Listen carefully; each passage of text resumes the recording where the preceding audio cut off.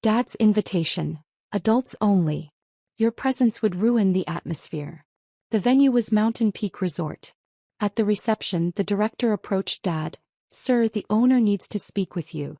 He pointed at me. Dad's new wife whispered, "Who is that?" The next morning the calls started. But I should start from the beginning. Because the moment my father uninvited me from his wedding wasn't where this story began. It started 6 years earlier when my mother died and I became the child who reminded him of everything he'd lost. My name is Olivia Chin. I'm 29 years old.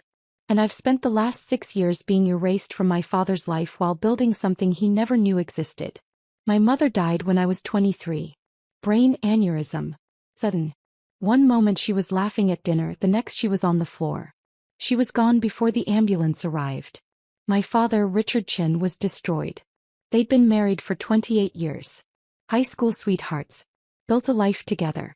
He was a commercial real estate broker. He was a teacher. They lived modestly but comfortably in Bellevue, Washington. I was their only child. The center of their world.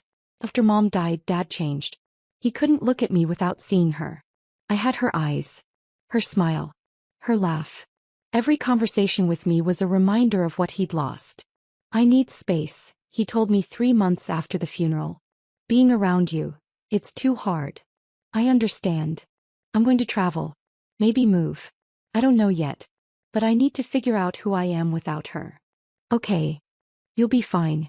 You're smart. Capable. You have your whole life ahead of you." He sold the house in Bellevue. The house I grew up in. Gave me $40,000 from the sale. "Your inheritance," he called it. "Use it wisely." Then he left. He moved to Denver. Got a job at a different real estate firm. Started a new life. We talked maybe once every 3 months. Awkward phone calls where he asked surface-level questions and I gave surface-level answers. I was grieving my mother. And watching my father disappear.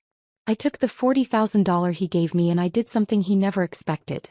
I was working as a data analyst at a tech startup in Seattle. Making $68,000 a year. Living in a studio apartment. Trying to figure out my life. The startup was in a competitive space. Predictive analytics for retail. We had a good product. Smart team. But we needed capital. Our CEO Marcus Williams was brilliant but cash-strapped. He offered equity packages to early employees willing to invest their own money. "If you put in $40,000, he told me, "I'll give you 2% of the company, plus your salary and standard employee equity of another 1%. That's everything I have." I know. It's a risk. But I believe in what we're building. I thought about my mother. About how she always told me to bet on myself. I invested the $40,000. 18 months later we got acquired. Target bought us for $186 million. My 3% stake, $5.58 million. I was 25 years old. I didn't tell my father. We were barely speaking by then. He called on my birthday. Asked how work was going. "Good," I said. "Still at the same company." Technically true. I was still working there through the acquisition transition. "That's nice, Olivia. Keep working hard." "I will." He didn't ask about the details. Never did. I took my $5.58 million and I hired a financial advisor. Gregory Hartman at Pinnacle Wealth Management. "What are your goals?" he asked. "I want to build something that lasts. Real estate. Properties that generate income and appreciate over time." "Smart. Commercial or residential?" "Both. But I'm particularly interested in hospitality. Vacation properties. Resorts. That's capital intensive." "I have capital." We started looking. In 2021, Gregory brought me an opportunity. Mountain Peak Resort. A boutique property in the Cascade Mountains, 2 hours from Seattle. 48 rooms. Conference center. Restaurant. Spa. Stunning views. The owners were retiring. Asking price, $12.8 million. "It's been on the market for 8 months, Gregory said. "They're motivated to sell." "What's wrong with it?" "Nothing structurally. It's just expensive to maintain. And it's seasonal. Great in summer and winter. Slower in spring and fall." Revenue, $2.1 million annually. Operating expenses around $1.6 million. Net profit, $500,000 a year. That's a 3.9% return. Not great. True. But the property is underutilized. The conference center books maybe 40 events a year. The restaurant is only open for dinner. The spa operates limited hours. So there's upside potential. Significant upside if managed aggressively. I visited the property. Fell in love with it immediately. The main lodge was built in 1987. Stone and timber construction. Massive windows overlooking alpine meadows. Cozy but sophisticated. The rooms needed updating. The restaurant needed a new concept. The spa needed better marketing. But the bones were perfect. I'll offer $11.2 million, I told Gregory. All cash. Close in 45 days. They're asking $12.8 million. They've been asking for 8 months. They'll take $11.2 million to be done with it. They countered at $11.8 million. We settled at $11.5 million. On August 15, 2021, I became the owner of Mountain Peak Resort. I was 27 years old. I created an LLC. Summit Hospitality Holdings. I was the sole owner. The property management company I hired handled day-to-day operations. My name appeared nowhere in the public records except buried in corporate filings. I invested another $1.8 million in renovations. Updated rooms. Rebranded the restaurant. Expanded spa services. Hired a sales team to book the conference center aggressively. By 2022, annual revenue hit $3.2 million. Net profit, $1.1 million. By 2023, revenue reached $4.1 million. Net profit, $1.7 million. The resort became known as one of the premier mountain wedding venues in Washington state, which is how my father found it. In January 2024, Dad called me. First time in 6 months. Olivia, I have news.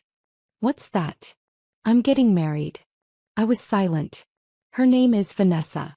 We met 2 years ago at a real estate conference. He's wonderful. I'm really happy. That's great, Dad. Congratulations.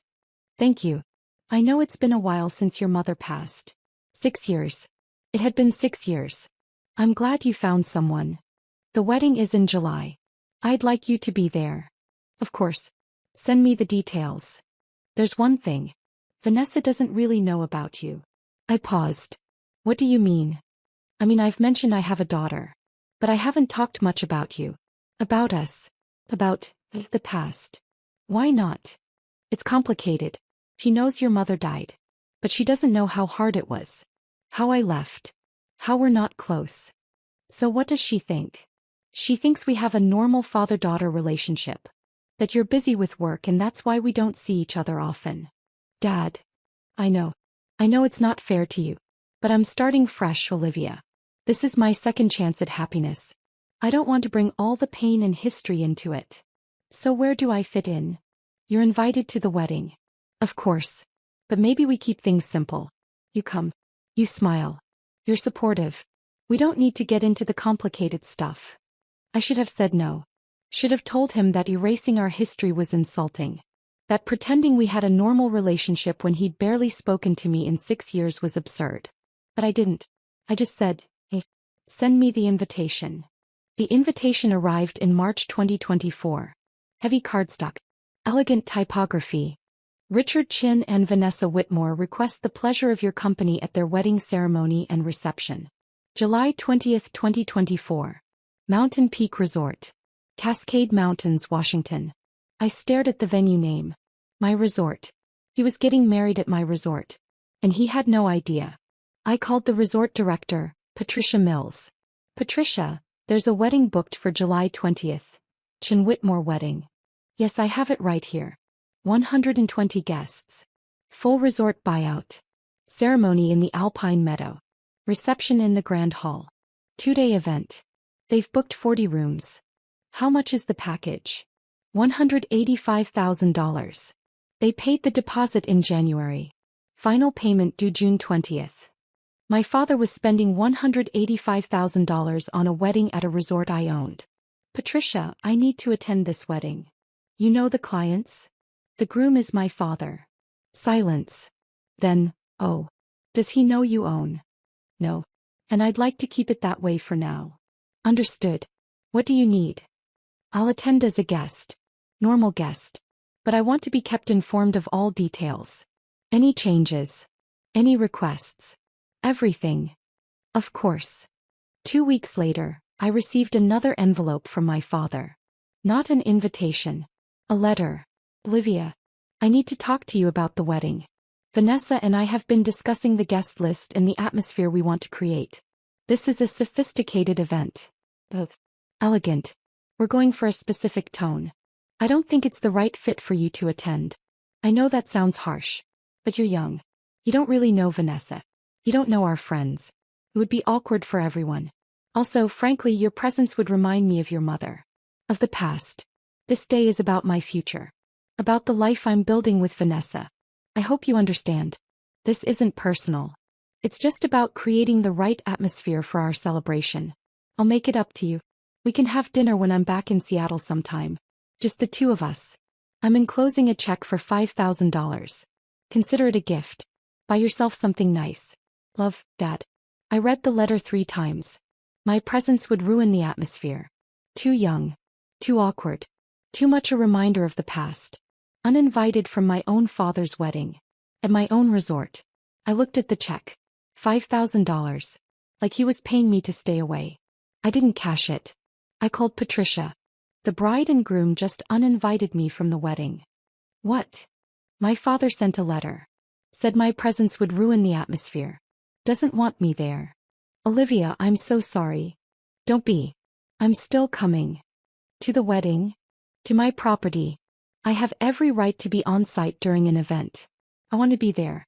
Not as a guest. As the owner. Are you sure that's a good idea? Probably not. But I'm doing it anyway. What do you need from me? I need to know every detail of their event. Timeline. Seating chart. Vendor list. Everything. And I need to be on site but invisible until the right moment. Which moment? I'll know it when I see it. Over the next 3 months I watched the wedding plans develop. My father and Vanessa were demanding clients. They changed the menu 4 times. Wanted specific flowers flown in from Portland. Required the staff to attend additional service training. Vanessa called Patricia weekly with new requests. The tablecloths need to be ivory, not white. The champagne needs to be French, not California. The string quartet needs to play during cocktail hour, not recorded music. Patricia handled it all professionally. Charged appropriately for the changes and additions. By June, the wedding package had increased to $218,000. My father was spending over $200,000 on a wedding I wasn't invited to. At a property I owned. July 20, 2024 arrived clear and warm. Perfect mountain weather. I drove to the resort at noon. The ceremony was at 4 p.m. Reception at 6 p.m. I parked in my private owner's spot behind the main lodge. Entered through the back entrance. Went to my office. A small room on the 3rd floor that overlooked the entire property. From my window I could see everything. Guests began arriving at 2:30 p.m. Expensive cars. Designer clothes. Vanessa's family was old money from Connecticut. My father had clearly upgraded his social circle. I watched him greet guests. He looked happy. Relaxed. Dressed in a custom tuxedo that probably cost $4,000. Vanessa appeared at 3:45 p.m. Stunning dress. Vera Wang probably. She looked elegant. Sophisticated. Exactly the kind of woman my father wanted for his fresh start. The ceremony was beautiful.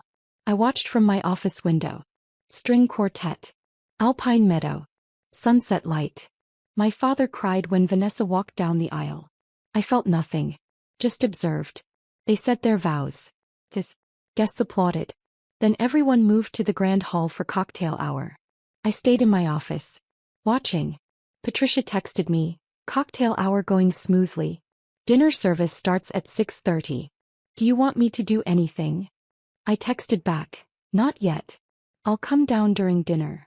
At 6:45 p.m. I changed clothes. I'd been wearing jeans and a sweater. I changed into a black cocktail dress. Heels. Pearl earrings my mother had given me. I looked like I belonged at a sophisticated wedding. I took the staff elevator down to the main floor. walked through the service corridor to the grand hall. Patricia was stationed near the entrance, coordinating service. "You look beautiful," she whispered. "Thank you. How's it going?" "Perfectly. Salad course just went out. Main course in 15 minutes. Good. I'm going to walk around. Observe. Your father hasn't seen me yet. I'm staying away from the head table." I entered the grand hall through a side door. The room was spectacular. Crystal chandeliers, ivory tablecloths, centerpieces of white roses and orchids. A 12-piece band was playing jazz. 120 guests. Doctors, lawyers, real estate executives. Vanessa's family occupied 8 tables on the left. My father's new friends and colleagues on the right. I walked along the perimeter. Invisible. Just another well-dressed woman in a room full of them. I grabbed a glass of champagne from a passing server. Sipped it slowly. At the head table my father was laughing. Vanessa was glowing. They looked happy. I felt a strange detachment. This was my father. But also a stranger. A man who'd erased me from his life so completely that he could get married without me and feel nothing. The best man stood to give a toast. "Richard is one of the finest men I know. A great friend. A talented professional. And now, a devoted husband to the beautiful Vanessa." Applause. I've known Richard for 5 years. And I've watched him transform from a man haunted by loss into a man excited about the future. "Vanessa, you've given him a second chance at happiness. We're all grateful for that." More applause. No mention of my mother. No mention of me. His past was erased. His narrative rewritten. I finished my champagne. Set the glass down. It was time. I walked toward the head table. Slowly. Deliberately. Patricia saw me. Her eyes widened. She moved to intercept me, but I shook my head slightly. This was happening. I reached the head table. Stood about 10 feet away. My father was talking to Vanessa. Laughing about something. Patricia appeared at his elbow. "Professional. Come. Mr. Chin, I'm so sorry to interrupt. But there's a matter that requires your immediate attention." Dad looked up. Slightly annoyed. "Can it wait? We're in the middle of dinner." "I'm afraid not, sir. The property owner is here and needs to speak with you about the event." Dad's expression shifted. Concern. "The owner? Why? Is something wrong?" "Nothing is wrong. But she'd like to speak with you." "She." Patricia turned and pointed at me. I stepped forward. My father's face went through several emotions in rapid succession. Confusion. Recognition. Disbelief. "Olivia." Vanessa looked at me. Then at Dad. "Who is that?" That's my daughter." "Your daughter? I thought she wasn't coming. You said she was too busy with work." "I was busy," I said calmly. "Busy running this resort." The table went silent. Dad stood. "What are you talking about?" "Mountain Peak Resort. I own it. Have since 2021. Summit Hospitality Holdings. That's my LLC." Vanessa's mouth opened. "You own this resort?" "Yes. But you're so young." "I'm 29. Old enough to build a business." My father was staring at me like I was a ghost. "This is impossible. How could you afford?" "The startup I worked at got acquired in 2020. I made $5.58 million. Used it to buy this property. Along with several other investments." "You never said. You never asked. In 6 years you've called me maybe 20 times. Asked surface-level questions. Never once asked about my actual life. My career. My success." Vanessa was looking between us. "Richard, you said your daughter was a data analyst." "I was. Before the acquisition. Now I'm a property owner. Among other things." The best man, still holding his microphone, looked confused. "Should I keep going with the speeches?" "No," I said. "Give me a moment." I looked at my father. "You uninvited me from this wedding. Said my presence would ruin the atmosphere. That I was too young, too awkward, too much a reminder of the past." "Olivia, I can explain. You're at my resort. Spending $218,000 on an event at a property I own. And you didn't invite me." Vanessa stood. "Richard, what is she talking about?" "You uninvited your daughter. I sent her a letter. Explained that the wedding wasn't the right environment. You paid me $5,000 to stay away. Like I was a problem to be solved. Guests were starting to notice the commotion. Conversations were stopping. Heads were turning. Olivia, this isn't the time or place. This is exactly the time and place. Because this is my property. And you're here because I allowed it. Patricia stepped forward. Miss Chin, would you like me to handle this? No. I'll handle it. I looked at my father. You've spent 6 years pretending I don't exist. Building a new life. Starting fresh. And somehow you ended up at the one property in Washington state that I own. Spending over $200,000 without ever wondering who owned it. I didn't know. Because you didn't ask. About this. About me. About anything. Vanessa was crying now. Richard, you told me you had a good relationship with your daughter. That you just didn't see her often because of work. It's complicated. It's not complicated, I said. He left after Mom died. Gave me $40,000 and disappeared. We've barely spoken since. But he told you everything was fine because it was easier than telling the truth. The room was silent now. 120 guests watching this family drama unfold. Olivia, please, Dad said quietly. Can we talk about this privately? Why? You didn't privately uninvite me. You sent a letter. Said I'd ruin your wedding. So here I am. At my own resort. Watching you celebrate a marriage I wasn't allowed to attend. I made a mistake. You made many mistakes. This is just the most recent one. I turned to Patricia. Is the final payment for the wedding processed? Yes. Cleared 3 weeks ago. $218,000. Good. I looked at my father. Enjoy your reception. The food is excellent. The band is talented. You've planned a beautiful event. At my resort. Which you'll never book again. I turned to leave. Olivia, wait. I stopped. Back. I'm sorry, he said. For everything. For leaving. For not being there. For uninviting you. For all of it. Okay. That's it? Just okay. What do you want me to say, Dad? That it's fine? It's not fine. You erased me from your life because I reminded you of Mom. Because grief was too hard. So you ran. And you built this new life where I don't exist. Congratulations. You succeeded. Vanessa was sobbing. Richard, how could you? He looked at her. Then at me. Then at the guests who were all staring. I don't know, he said quietly. I don't know how I let it get this bad. Figure it out, I said. But don't do it here. This is a business transaction. You paid for an event. You're receiving an event. We're professionals. Your wedding will continue as planned. I walked away. Through the grand hall. Past the staring guest. Out the side door. Patricia followed me into the corridor. Are you okay? I'm fine. That was intense. It was necessary. What happens now? Now they finish their wedding. Tomorrow they check out.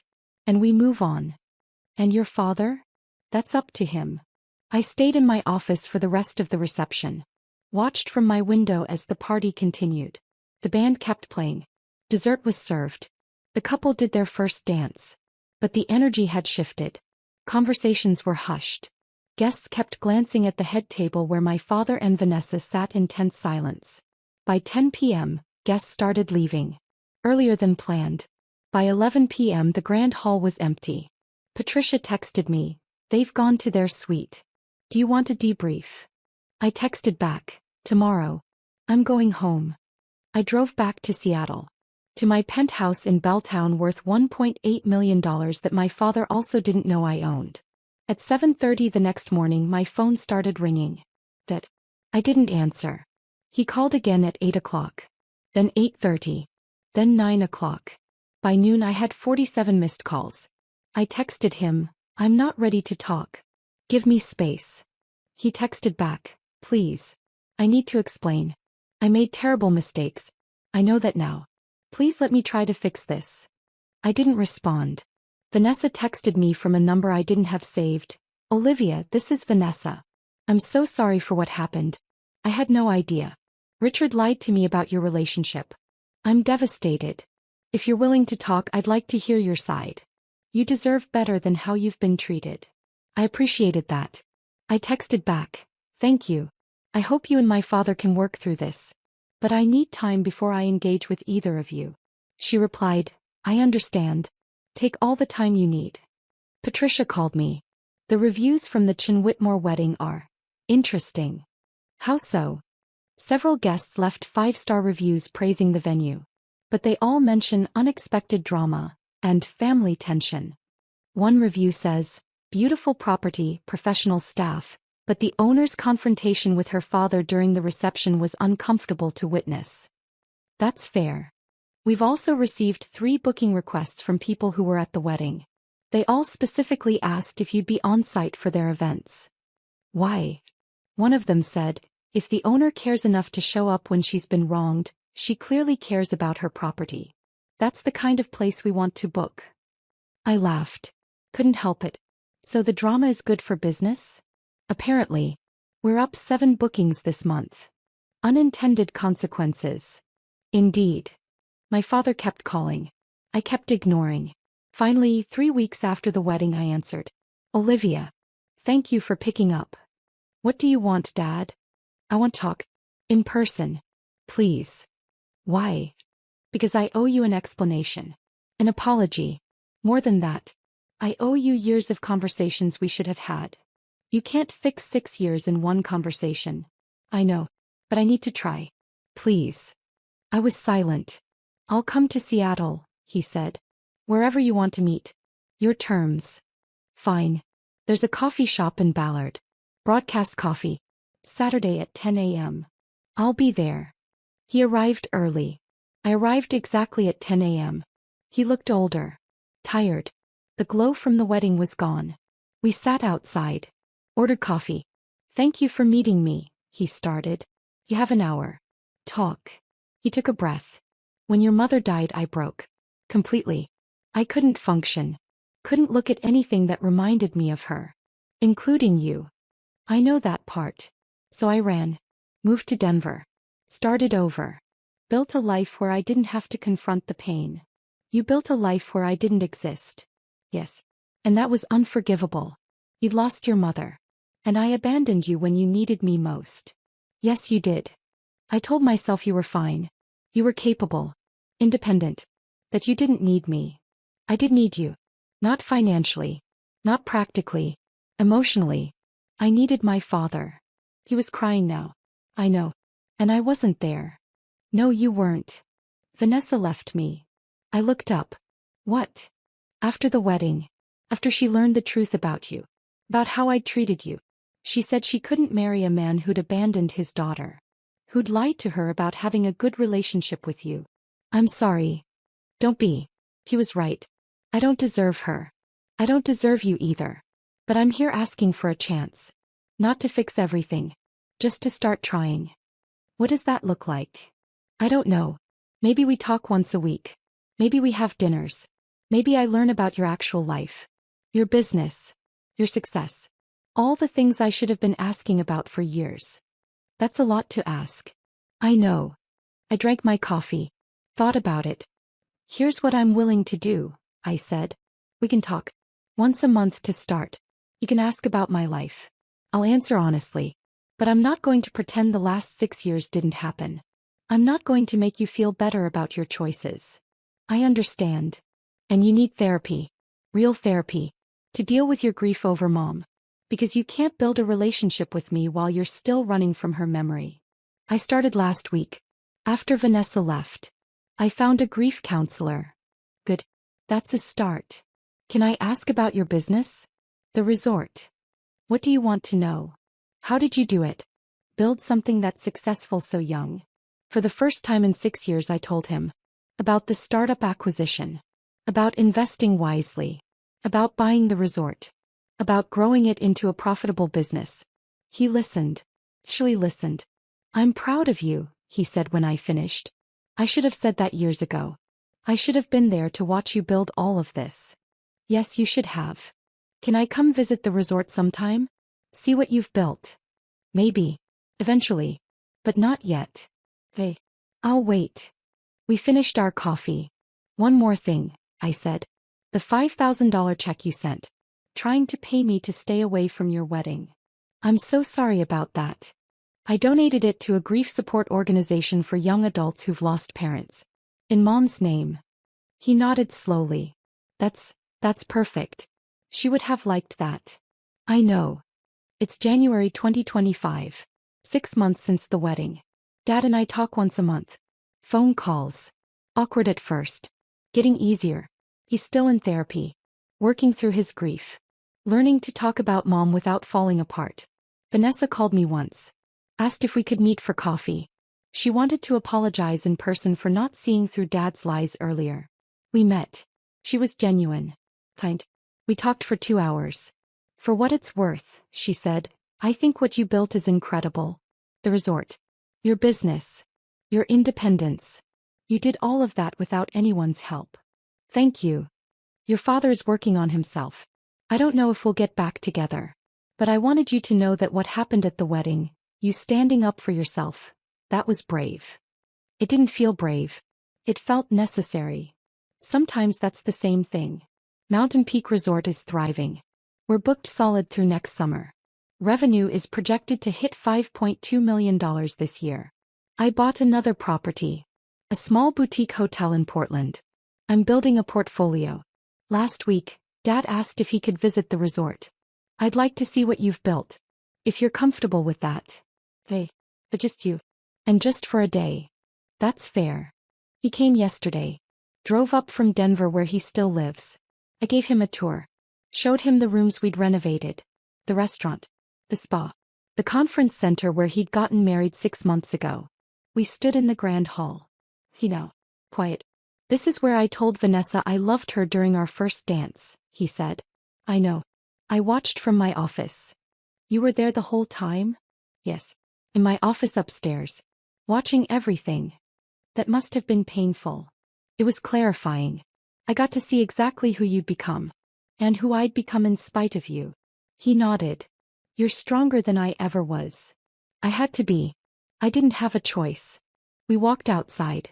Into the alpine meadow where he'd gotten married. Mom would have been proud of you, he said. I know. I think about that every day. I'm trying to be proud of you too. Trying to actually show up for you. I know it's late. But I'm trying. I know. Will you ever forgive me? I thought about it. About 6 years of absence. About being uninvited from a wedding at my own property. About building success in silence because there was no one to share it with. I don't know, I said honestly. Maybe someday. But forgiveness isn't something you earn with a few conversations and some therapy sessions. Something that happens over time. If it happens at all. That's fair. But I'm willing to keep trying. Keep talking. See where this goes. Thank you. That's more than I deserve. We drove back down the mountain separately. Him to Denver. Me to Seattle. My phone buzzed. A text from Patricia. 3 new booking requests came in today. All referrals from the Chin Whitmore wedding guests. This venue is becoming legendary. I smiled. My father's wedding, the one I wasn't invited to, had become the best marketing my resort ever had. The story spread. The young owner who confronted her father at his wedding. Who revealed herself at the exact moment he thought she didn't exist. People loved it. Not because it was dramatic, but because it was real. I'd built something valuable. Something that mattered. And when my father tried to erase me from his celebration, I showed up anyway. At my own property. On my own terms. The calls started the next morning. Just like I knew they would. But I didn't need them anymore. Didn't need his apology or his pride or his recognition. I'd already won. I won the moment I bought the resort. The moment I built a business he knew nothing about. The moment I stood in that grand hall and said, this is mine.